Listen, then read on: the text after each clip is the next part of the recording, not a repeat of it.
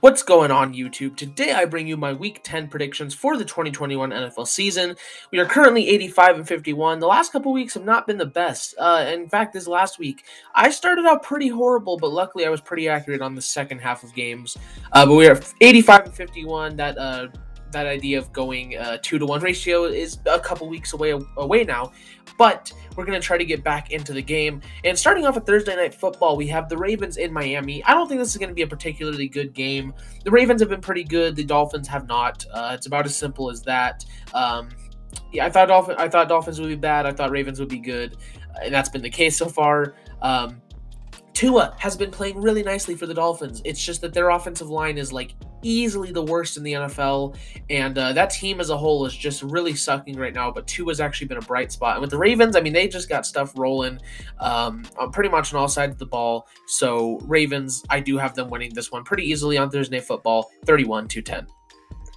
Then our first Sunday game, and we have quite an interesting game. We have the Saints in Tennessee, and both these teams have been good this year, but the Titans have been on a bit of another level, currently top of the AFC. Even without Derrick Henry, the Titans performed incredibly well, and they were always capable of that. It's just that they never did, and it's especially where they just never did when they had Henry. But we saw that they have a passing attack. Their defense is better than people give them credit for. Jeffrey Simmons, is definitely one of the most underrated players in the NFL right now. In fact, I actually think he's leading the league in pressures. Just as a whole, that team is very good. And maybe they get Adrian Peterson a ring. Hopefully, maybe. And when Derrick Henry comes back, this team is going to be a tough team to beat. And, with the Saints, on the other hand, their 5 wins have been pretty good wins, but their losses have been pretty bad losses. The Saints either show up or they don't. There is no in between. Sean Payton either, coaches a great game or he coaches a bad one. Again, just no in between.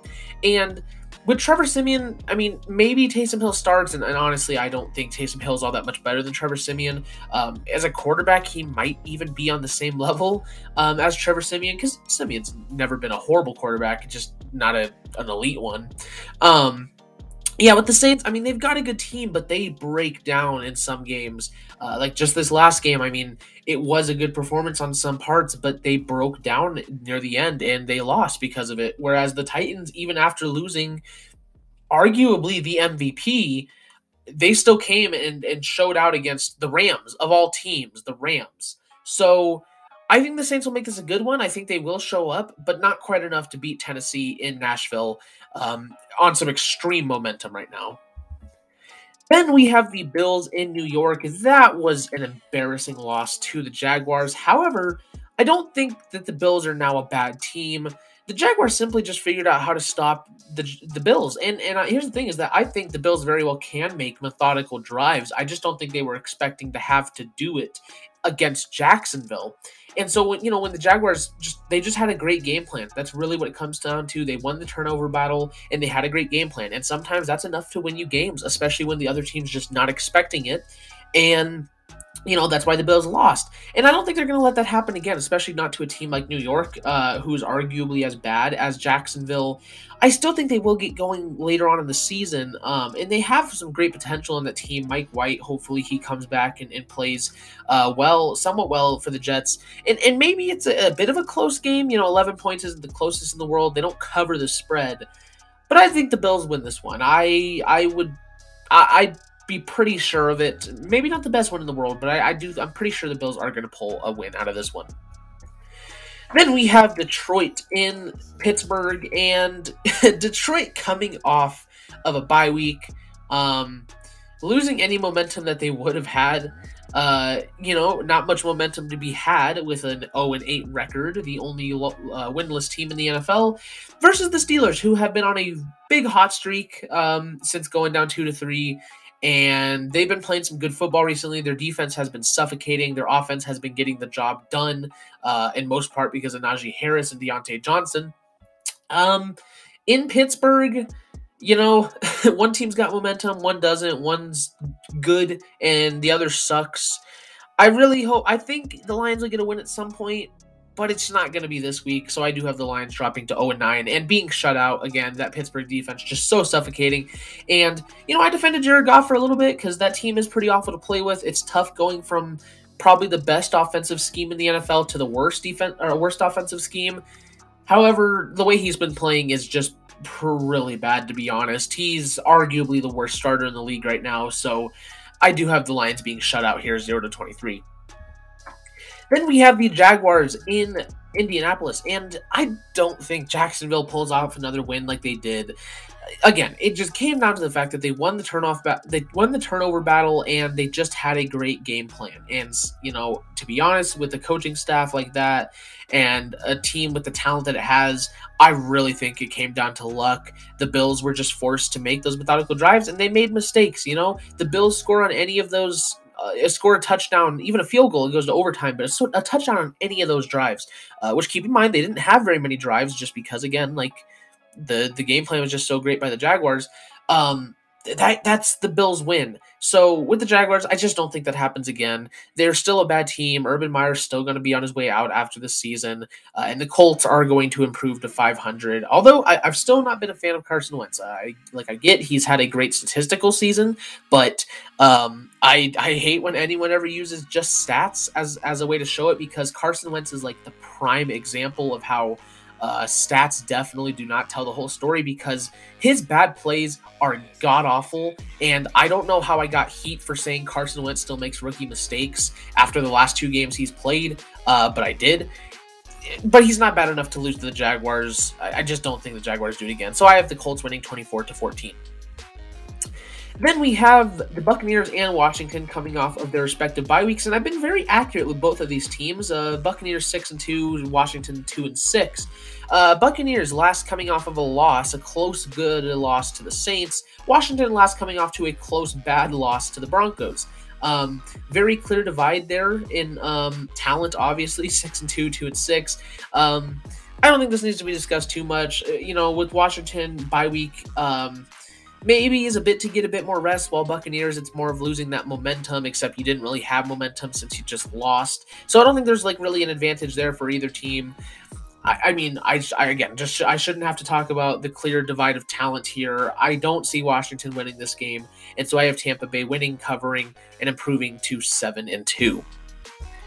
Then we have the Browns in New England, and this was a tough one to predict. 2 5-4 teams that are looking for a win, because if one wins, the other goes to 500. But if you win, then you're improving to 6-4 and putting yourself in a good position in your division. For the Patriots, the Bills just coming off of a loss. You're looking to try to get closer to the top of that division, and for the Browns, you just beat the Bengals, and you're going to try to near yourself to the Ravens. So this is a very important game for both teams, and both teams that are good. They've just struggled to get their foothold early on. Mac Jones really is playing like the best quarterback out of this class right now, which I'm not super surprised to see. I was saying it before the draft that was probably the most NFL ready player in the entire draft, and that he was definitely more than just a system quarterback. And I still remember, putting him in the top 15 before a lot of other people did, and just getting those comments of Mac Jones in the top 15, he's a 3rd round quarterback. And it looks funny for people to be saying that now. And I think it's enough to get over the Browns. Now, obviously, like I said, this is going to be a close, good game, and I could certainly see the Browns winning this game. But I just think at home, Browns are coming off some extreme momentum, but if you look at the Browns, it's kind of where they have one really good dominant win. So, the Bengals, the Broncos, and then they kind of just shut down after that. That's just been the case all season, and I think against a New England team that's kind of in the same situation as you in Foxborough, I am going to take the Patriots in this one, but Browns are right there. Then we have Atlanta in Dallas, and Atlanta coming off I mean, not the hottest start to the season. They have been better than I thought they would be. I will give them that. But coming off of a win against the Saints is I mean, that's going to help your self-esteem, obviously. I mean, the Saints who just beat the Buccaneers, I mean, that gives you some hope for sure. Yeah, I mean, they had Trevor Siemian starting at quarterback and no wide receivers, but still a win. And whereas with Dallas, I mean, just getting embarrassed by Denver on Sunday, I mean, down 30-0 at a point. Is that Denver being actually good, or is that Dallas sucking? And I think it's a bit of both. Again, I think Denver's a bit better of a team than people have been reacting, and I think Dallas, I was never quite calling them like a Super Bowl contender yet. Like, they're a very good team, obviously, had one of the best defenses and the best offense, but the Broncos kind of just showed the league how you shut down the Cowboys, which is not good. For the rest of the season for Dallas, they'll make the playoffs. They're easily going to win the NFC East, which is still a very crappy division. But they might not end up with the greatest record in the world, just because, again, I think teams just saw how to shut down the Cowboys. And do I think they'll lose to Atlanta? I don't think so. I think the losses this year is probably going to come from the better teams, like, the Buccaneers, like they started out with. They're a good team. They're not going to lose to the lesser opponents, such as the Falcons. They might have a few close games, like this one's sort of close. I don't think they lose this game. But I could definitely see them finishing with, maybe not quite like a top tier record after just, I mean, again, just it's hard to play like this the rest of the year when a team just showed how to shut you down like early on. If teams had seen how the Buccaneers stopped the Chiefs in the Super Bowl last year, well, the Chiefs would not have had as great a year. And now teams are seeing how to stop the Chiefs because of what the Buccaneers showed. So I think even with a team as great as the Chiefs, you're seeing that can happen. And I think that's going to be the case here with Dallas. So again, have them pulling out this win, but be a little wary for the rest of the season, Dallas fans.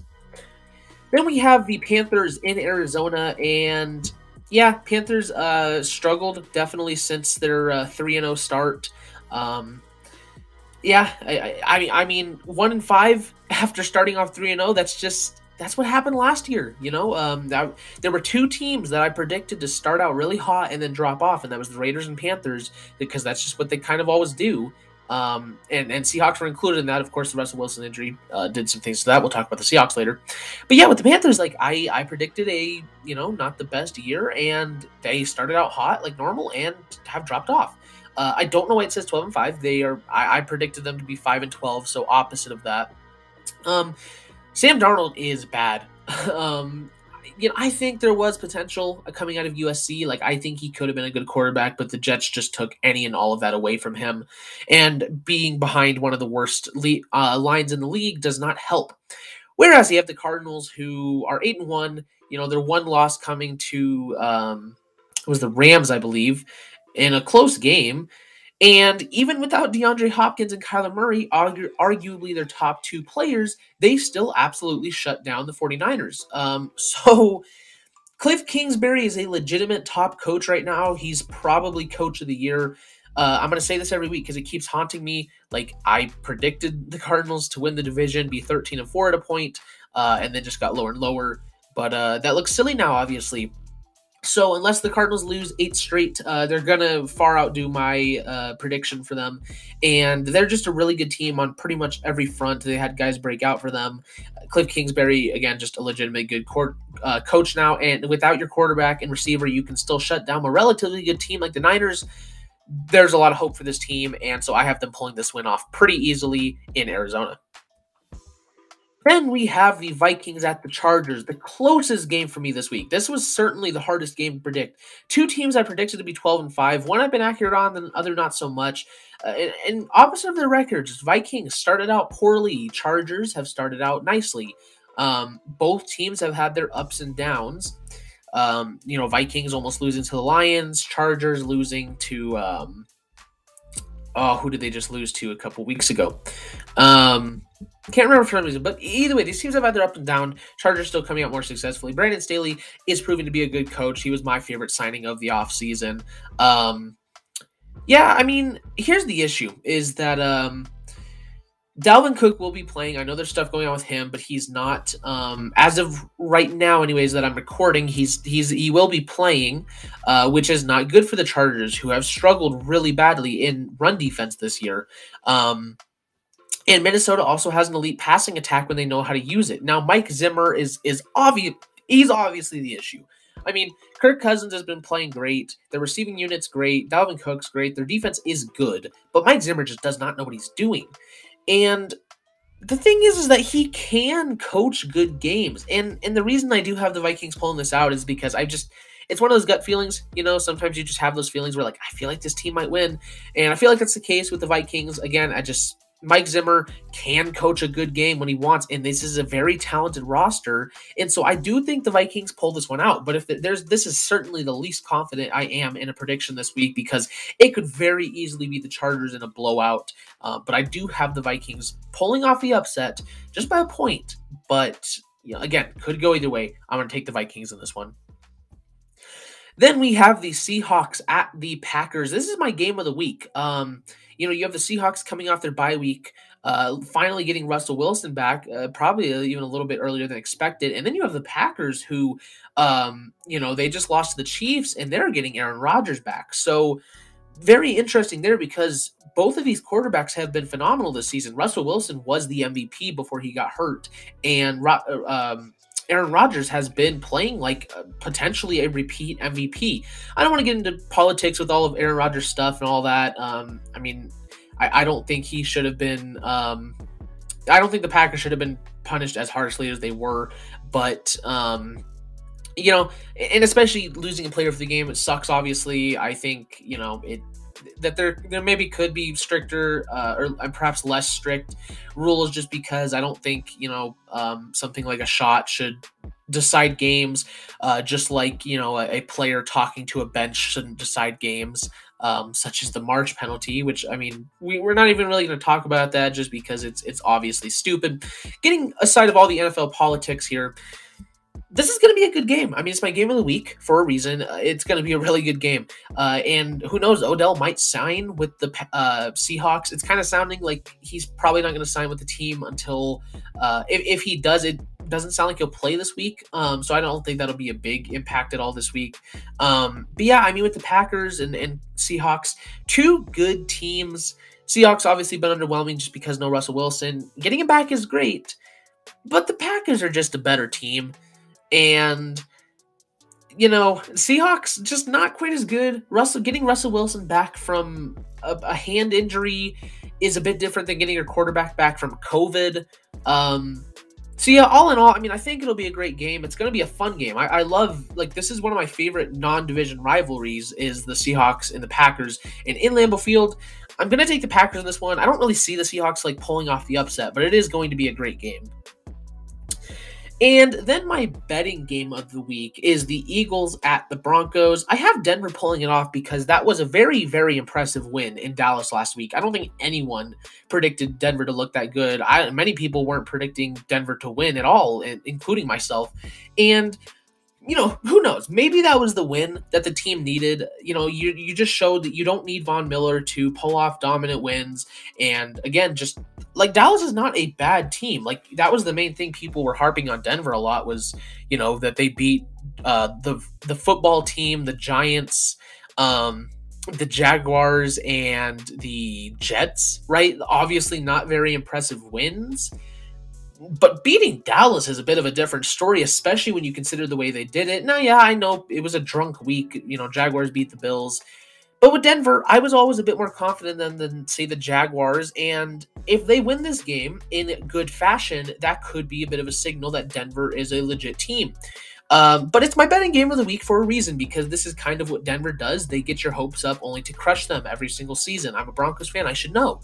And Denver's favored by 3 points. I'm not saying this is going to happen, but I just would not be surprised at all if Denver looks bad in this game and ends up losing to the Eagles, who have also been pretty poor.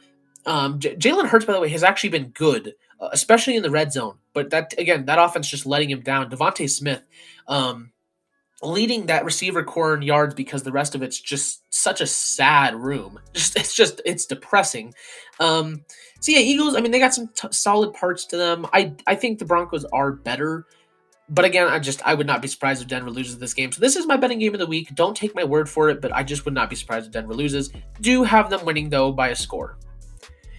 And then our Sunday night football game of the week is going to be the Chiefs at Las Vegas. And division game, I was really thinking about who would win this one here. They're on the same level about Raiders, going through a lot of turmoil right now with the Ruggs situation, the Gruden situation. And the Chiefs, on the other hand, the only turmoil they've really been going through is just the fact that they kind of suck. And I don't like that narrative that they just like suck now or that they've been figured out. Again, I talked about it earlier. The Buccaneers showed how to slow down the Chiefs, and they're still 5-4. I mean, people are acting like they're like have a losing record or something. They did have a losing record, but that just happens sometimes, even for talented teams. And I think the Chiefs will make the playoffs. They're still a talented team. It's just you do need to adjust. You got to learn that Mahomes is not inhuman and that the defense does have weaknesses that you need to address. And yes, certainly some of it can be placed on Mahomes. He's played a bit smarter recently, but there were some bad throws. I mean, his offensive line's actually been pretty good, aside from Orlando Brown, who's pretty trash. They've been solid all around, and the Raiders, they've kind of either had really good wins or really bad losses. Case in point, the Giants game. They just played bad, and it's going to be tough because Sunday night in Allegiant Stadium, it could go either way in a division game. Both of these teams need this because if the Raiders win it, they're on top of the division, I believe.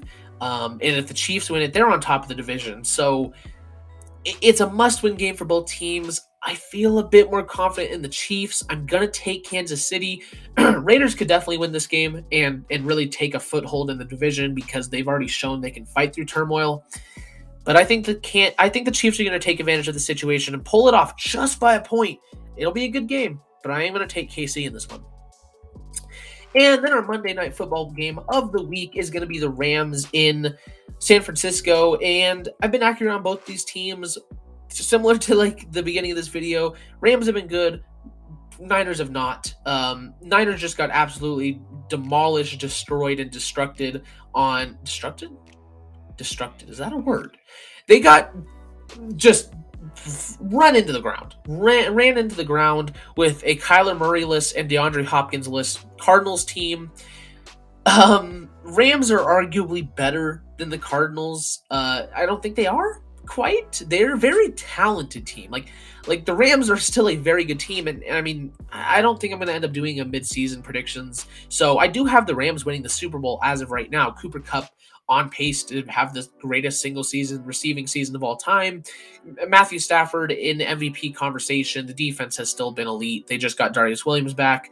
Rams got a lot going for them other than the loss they just had. Titans are just a good team, though. Sometimes it happens. 49ers are not. Even in San Francisco, I'm definitely taking Sean McVay over Kyle Shanahan, which the more I'm starting to realize Kyle Shanahan may not be the coach we thought he was. Matt Nagy has a better coaching record than Kyle Shanahan. So, yeah, is he a victim of injuries? For certain, but you got to really think maybe a bit more about the future there. Is Kyle Shanahan your coach?